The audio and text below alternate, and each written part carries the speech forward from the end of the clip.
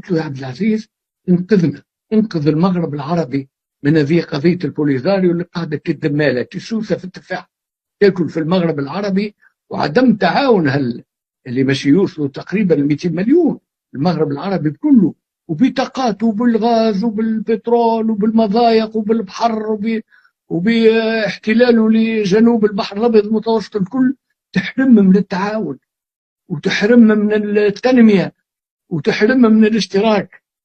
ليه هيك؟ علاش؟ قلت له وفانا هالمشكله هذه لو كان يوما ما توصل في السلطه. والله تعرف ايش قال لي؟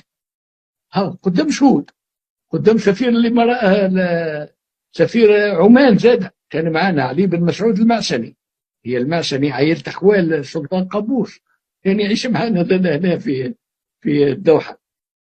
قال لي يا دكتور احمد قضيه البوليزاريو قضيه هواري بومدين الشخصيه، والله حرفيا.